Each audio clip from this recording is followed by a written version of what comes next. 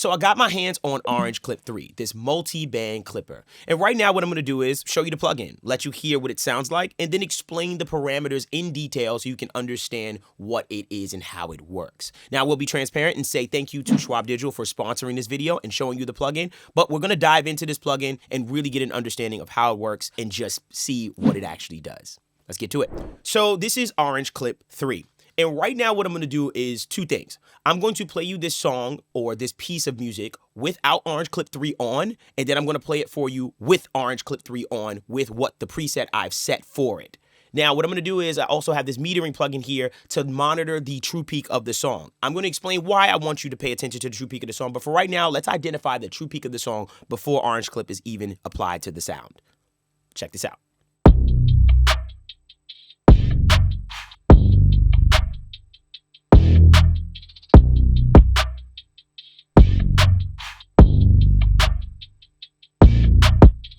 Cool. So I'm seeing the true peak of this song without Orange Clip on is at about negative 2.5 dB. Now, what I'm going to do is I'm going to put Orange Clip on as far as this preset that I've set in for it. And now I want you to pay attention to the true peak now with Orange Clip on and listen to the sound. Check out the true peak.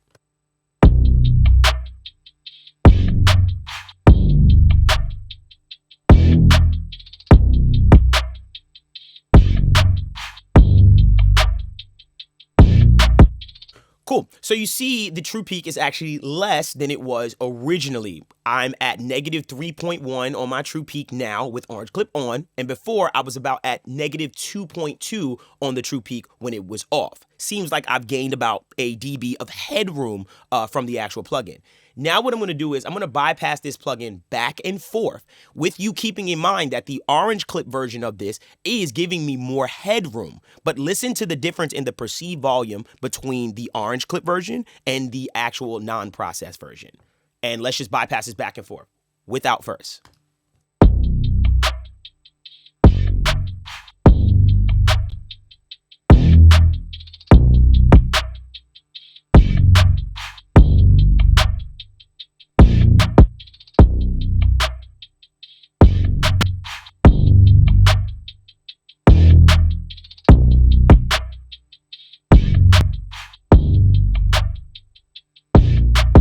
So if you listen to that, understand the one with Orange Clip 3 on is about a dB quieter from a peak volume standpoint opposed to the actual dry or unprocessed signal. So not only did I get back headroom, but I also got more perceived volume out of the entire drum sound in its totality. I'm going to show you this plugin. I'm going to show you exactly how I kind of dialed these settings in and just the ideology as far as I have that I use it for, and how maybe you can use it for yourself perhaps if you see any value in it and stuff like that. Let's just explain the plugin and show you how it works underneath the hood and just go from there. So I'm going to explain the plugin from left to right and just kind of go through things as they come. So right here, you have the clip indicator, which is correlating to the main clipper. I'll explain why that's important to note that this is correlating to the main clipper. Here you have the ceiling where you can set, and basically it lets you set that clip point of where you want that clipping to occur. And I like their overshoot technology in this. It really, really stops things in their tracks as far as those peaks is concerned when I set that ceiling. Here you have the input, which you can decide how much you want to drive into the signal as far as the sound is concerned. You can also back off on it as well. Obviously, I have it at plus 2.5, so I'm kind of driving into the main clipper. And I'm also driving into the bands. I'll explain that in a second as far as the signal flow of the plugin. But just know I'm driving signal into the actual sound. Now, down here, I have oversampling. And basically, you can choose what oversampling algorithm you want to choose.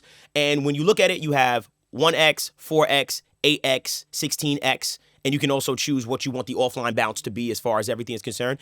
Choose for yourself, click around and see what algorithm feels best to you. One thing I do know about the plugin is that they're all meant to sound exactly the same no matter what sample rate you're in. I know they worked really hard on the actual oversampling algorithm. I've actually asked 1,000 questions on it, but decide for yourself when you're clicking around. Here, you have a choice between minimum phase and linear phase. Linear phase is described as ideal for most situations, especially dry wet processing. And then you have minimum phase, which is ideal for 100% wet operations. So what is it correlating to? Wet and dry processing. Say, for instance, you have wet and dry processing. So you have a wet signal and then you have a dry signal.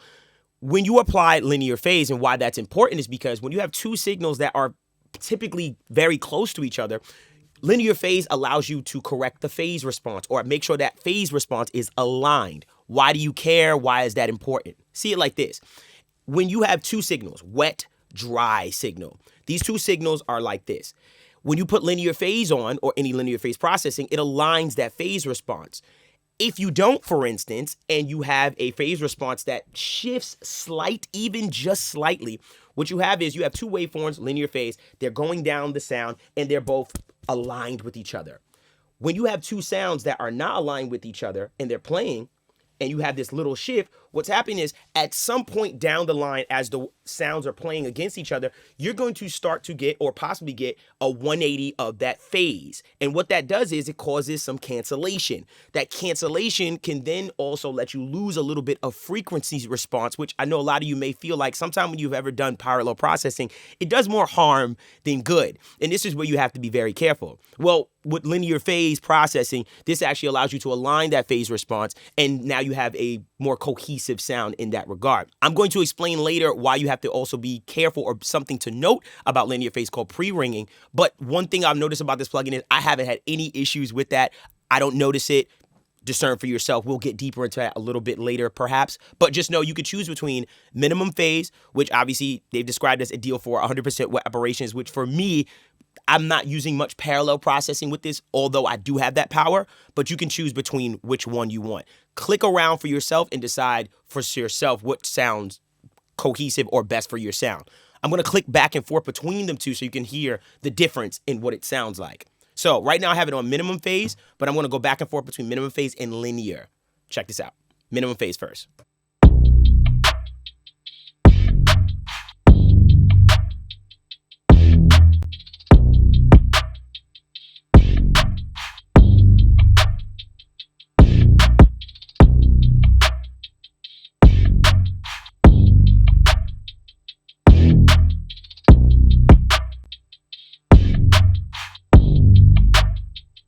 So there is a difference. Choose for yourself what fits your song the most as you're using the plugin. Now, on the right-hand side, I have this multiband button, which allows me to turn off the multiband section completely, which reverts it back to the original orange clip that I know and I'm aware of. Or you can turn it on and have the multiband section pop up. Keep that in mind. On the right-hand side, you have this true linear function, or you have the Q linear option. True linear is described as provides pristine linear phase response ideal for most situations, especially dry and wet processing. And then you have Q linear, which is a linear phase reconstruction filter with reduced pre-ringing and enhanced band separation, ideal for low frequency transients and 100% wet processing. Now, earlier I described to you and brought up pre-ringing, where I said when it comes to linear phase processing, something that people bring up a lot is pre-ringing. So see it like this. A lot of people look at pre-ringing when you put linear phase processing on as it affects your transients in a way that maybe you don't want or you do want. Pre-ringing to me, when I've heard it on other plugins and stuff like that, has like this softening effect to my transients that I'm not a fan of. For me, using the plugin, I haven't had those issues. I've actually enjoyed it, going back and forth between the two without me getting so deep into the actual processes of pre-ringing and linear phase and stuff. I gave you a little bit of a brief kind of description of it, but choose for yourself. This is correlating to the actual filters within the actual multiband and things of that nature. So that does have a different sound depending on which one you pick. Choose for yourself, click both, and see what they sound like. I'm going to do this for you right now. So I'm going to go back and forth between true linear and Q linear. Take a listen to what it sounds like.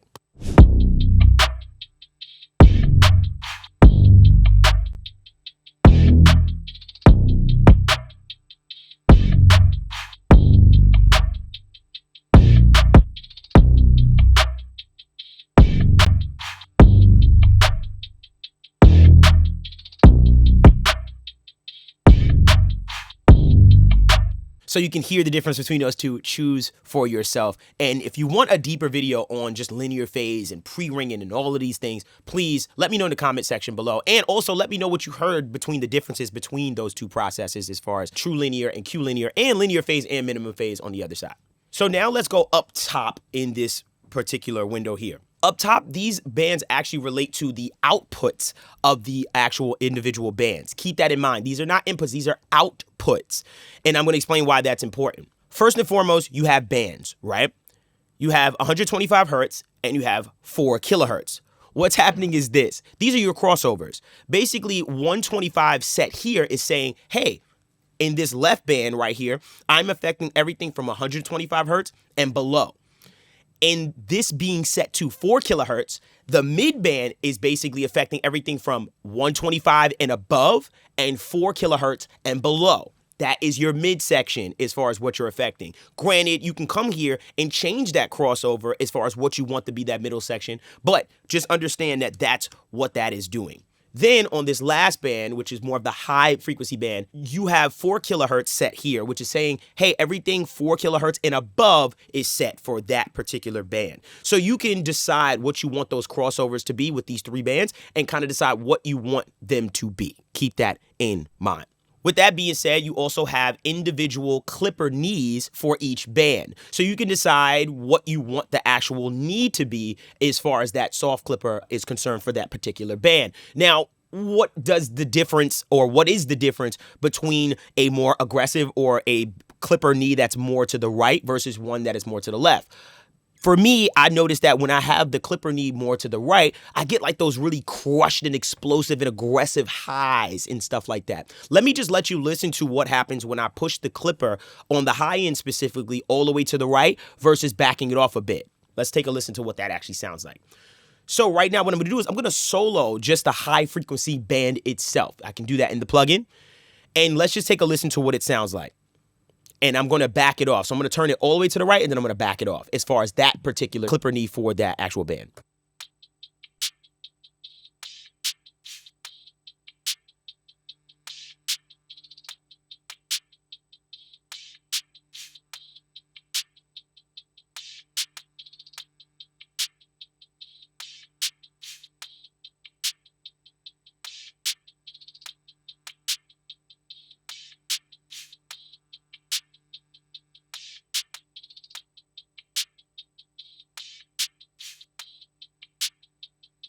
So you can hear the difference to my ears. When I push it more to the right, I get this more aggressive, crunchier sound. So be mindful of this when you're actually using the clipper, especially in the multiband section, when you are deciding what the characteristics of the actual soft clipping is going to sound like. So I've explained basically that the top side of this is the outputs of the actual bands.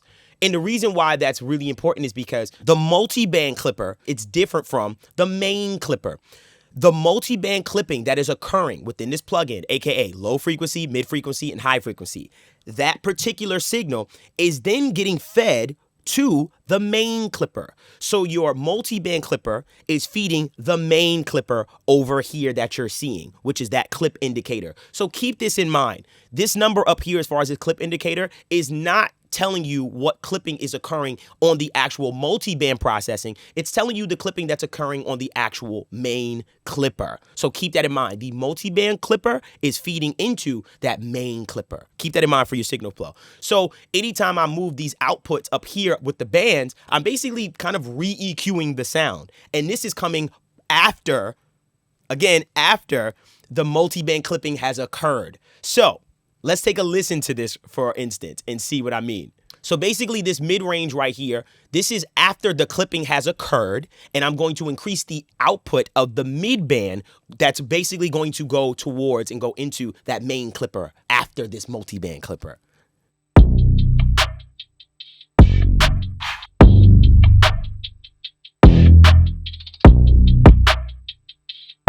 So that boost that I just did is after. Again, it's after the multi-band clipping that I've set forth has occurred, and then it's feeding it into that main clipper. So keep that in mind, that these are outputs that feed after the actual multi-band clipper. I have to stress that because that's something that you just need to know as far as that signal flow of the plugin. Moving on. Right here, like I showed you before, you have the low frequency, mid frequency, and high frequency bands. And underneath it, you see this 100, which can be moved. These are sliders. And what it's allowing you to change is the actual wet-dry processing with that particular band, which is really cool. So on the low frequency, I can say to myself, I only want 50% of that wet signal that is being clipped to then be blended with the dry. So for instance, let's solo the low frequency and then let's back off on the actual sound as far as the wet dry processing.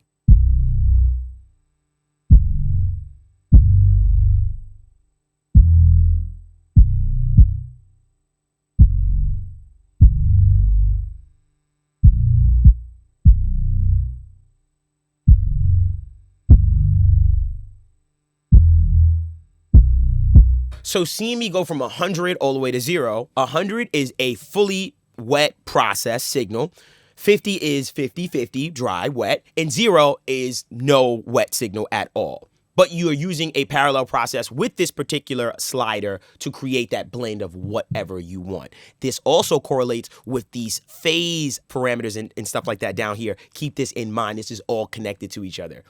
You can also do this for the mid-range as well as the high frequencies, whatever you want. Create your own blends and stuff like that with this actual slider.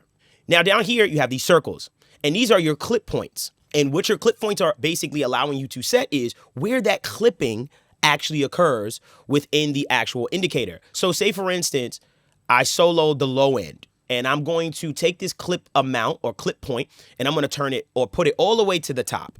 When I put it all the way to the top, you're going to notice that there's no clipping that's actually occurring in the low end as far as the low frequencies. There's no clipping. When I bring it down, looking at the clip indicator of the low frequencies, that's where I can kind of set how much clipping or what is the clip point for that actual frequency range. So let's solo it and find the clip point.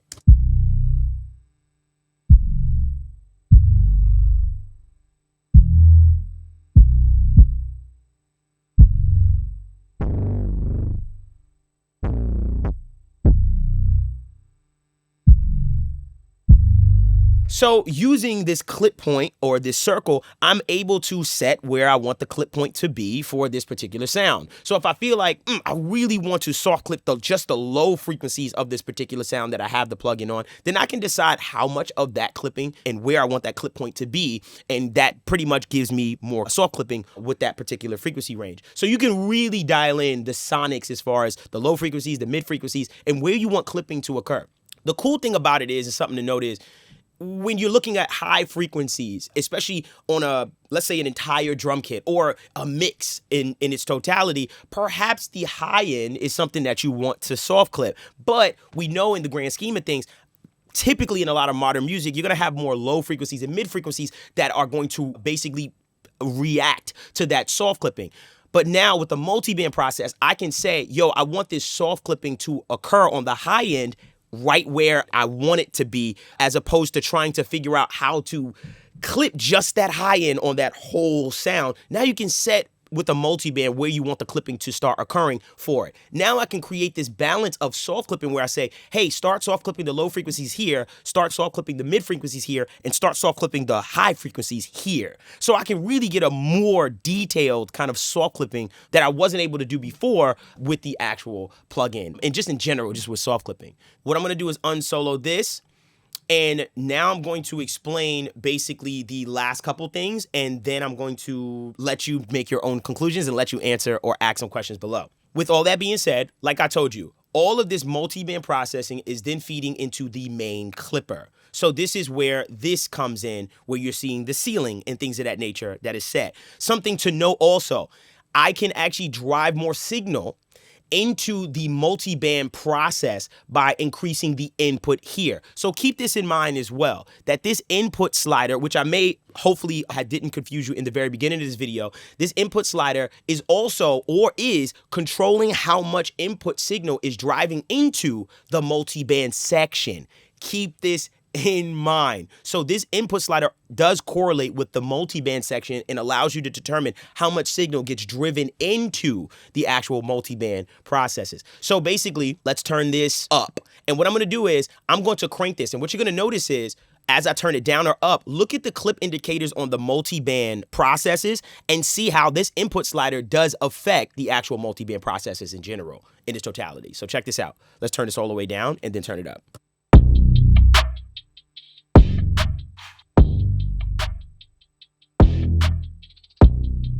You can see now that the clip points are not actually hitting those frequency ranges anymore because I've turned down the input to them. So now I'm going to take the input and push back into it.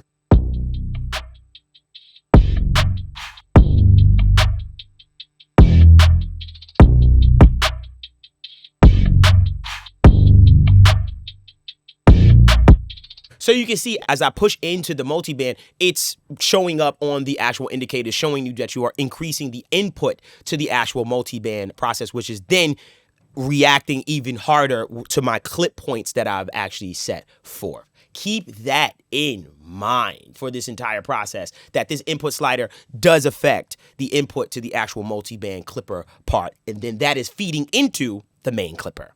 With the main clipper, you still have that independent knee that is basically the knee corresponding to the entire or the main clipper. Once again, I showed you what cranking it to the right feels like and what backing off and moving it more to the left sounds like. This is affecting the main clipper, which is still here after you do the multiband clipping.